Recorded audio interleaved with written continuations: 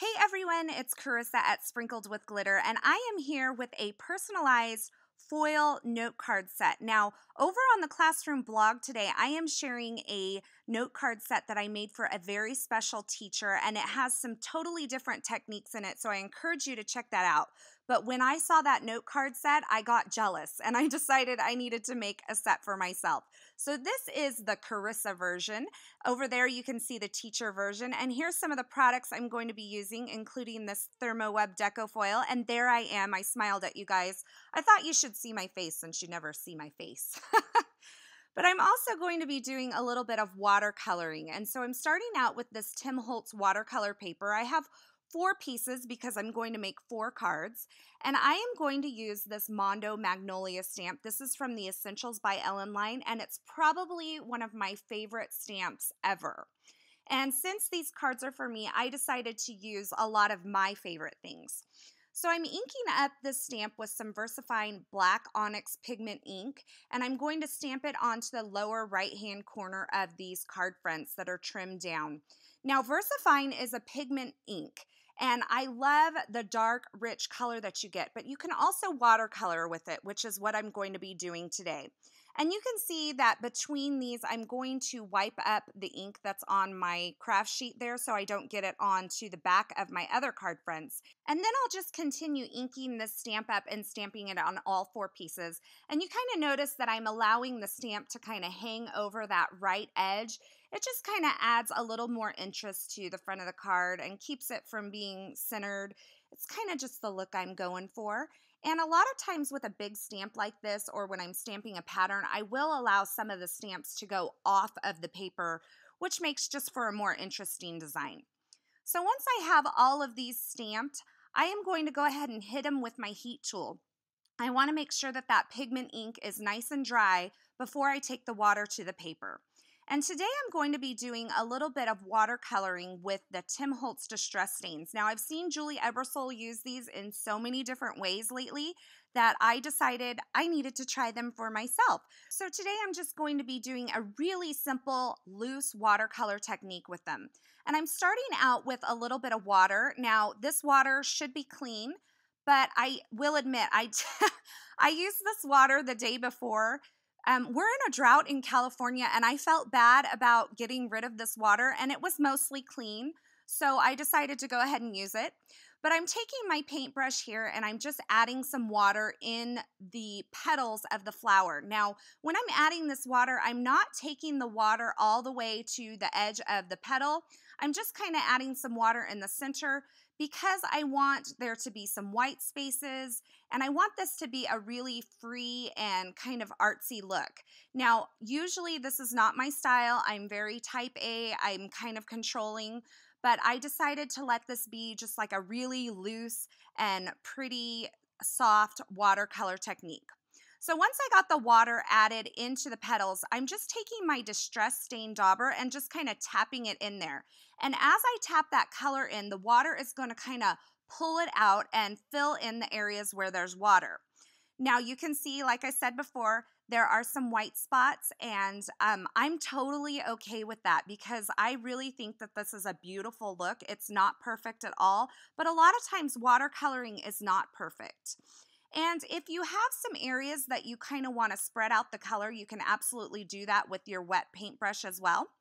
And so in the majority of that flower, I used the mustard seed distress stain, and then towards the center, I tapped in a little bit of the fossilized amber just to give me a little variation in the color. For this next flower, I'm going to be using the Ripe Persimmon distress stain. And I've added the water once again to the flower petals, not going all the way to the edge, just adding some water here and there. And now I'm tapping in the Ripe Persimmon distress stain. Now this distress stain kind of was not as intense in color as the mustard seed that I used before. It's just not as intense of a color in general. And so I did have to add a little bit more. And I did have some areas that I kind of wanted to even out. And so I'm just taking my wet paintbrush and kind of pulling that color out. It kind of helps to fade it in certain areas because I want the color to be more intense in the center and kind of a little bit more faded on the outside. So using that wet paintbrush just gave me a little bit of control over how those outer edges looked. Now I'm going to go ahead and hit this with a heat tool, and I'm going to add a little bit more of that ripe persimmon into the center because I don't have a darker orange color in this distress stain. So I'm just going to layer the color up to create the more intense color in the center and then just soften the edges with my wet paintbrush. Now here's the card front I created. I've printed these out on a laser printer. Very important, you cannot do this with an inkjet printer, but if you don't have a laser printer, you can take them to a copy center and have them printed. But I've printed out this little card front onto some Essentials by Vellum, and I will link the fonts that I used over at my blog so that you can download those because they are free fonts. And now I have my Minc mini machine. I've placed it on a clipboard to protect my work surface because this cutting mat will warp with heat, and this Minc mini does get very hot. And I'm setting my machine to the 3 setting, and I'm going to be using the ThermoWeb Deco Foil with this. So I've cut all of my card fronts apart, and they say from the desk of Carissa Wiley, and I am just cutting a little piece of foil that's just large enough to cover all of the printed area on this vellum card front. So I don't need to cover the entire piece of vellum, I just need to cover the part where the toner is on the paper. And I'm just going to position that piece of foil right over the printing, and then I'm going to place it into the carrier sheet that comes with the Minc Mini, and then I'm going to run it through the machine. Now I decided not to cut this part out so that you can see how long that this takes. And I did want to mention that the 3 setting, I chose that because I used the guide that comes with the Minc Mini to tell me what heat setting I need to use for what type of paper. So it tells you lightweight vellum, heavyweight vellum, cardstock, and that sort of thing. You just need to refer to the guide. Now, as this comes out, it will be really hot. But if you're going to do what I'm doing, please be very careful. I did actually kind of burn myself. I'm kind of just pressing that foil into the toner as it comes out of the Minc Mini while it's still a little bit warm. I just found that I got a little bit better bond. Now, instead of using your bare finger, what I would recommend is maybe using an oven mitt or something so that you don't burn your finger. And then I'm going to take it out of the carrier sheet and let it cool just a little bit before I pull it off of the vellum.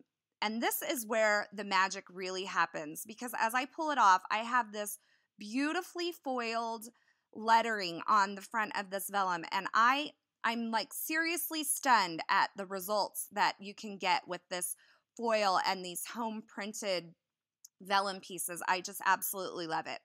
So I'm going to go ahead and do this again. I did want to mention that it is really important that you use a laser printer because the laser has toner instead of ink, and that is what reacts and causes the foil to bond with it. So you can see I have all of my watercolor pieces here, and I have all of my vellum overlays kind of all foiled and ready to go.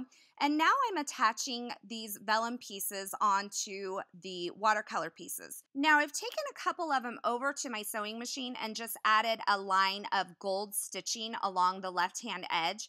And I'm just attaching the extra thread to the back with a little score tape or Be Creative tape so that those loose ends won't be hanging out. And you can see the nice little detail that that gold stitching adds to the left-hand edge. But if you don't have a sewing machine, I recommend the Stickit Adhesive. And I'm going to show you how this works because I picked this up earlier in the year, but I haven't really played with it a whole lot. It's great for die cutting because it's really thin and this backer paper comes off really easily.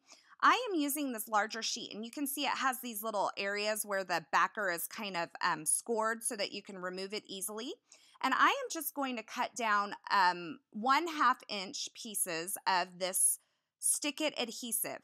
Now, the cool thing about the Stickit Adhesive is not only that you can die cut with it and add glitter to it, but it is absolutely transparent behind vellum. And I'm going to show you that here. So I've removed the first part of the backer, and I'm just adhering it to the back part of this vellum. And I'm going to, as I move down, kind of remove the backer and press this down. And then I'll just trim off the excess, and I can use that little piece if I need to adhere like the corners of this vellum or something later. So I have that pressed onto the back of the vellum, and then I'm going to remove the rest of the backer on that double-sided Stickit adhesive, and I'm going to adhere it onto the front of this watercolor panel that I created earlier. And once I get it all positioned, I am just going to press this down. Now, I was a little skeptical, quite honestly, because I thought, how on earth are you not going to see this adhesive? But I was blown away.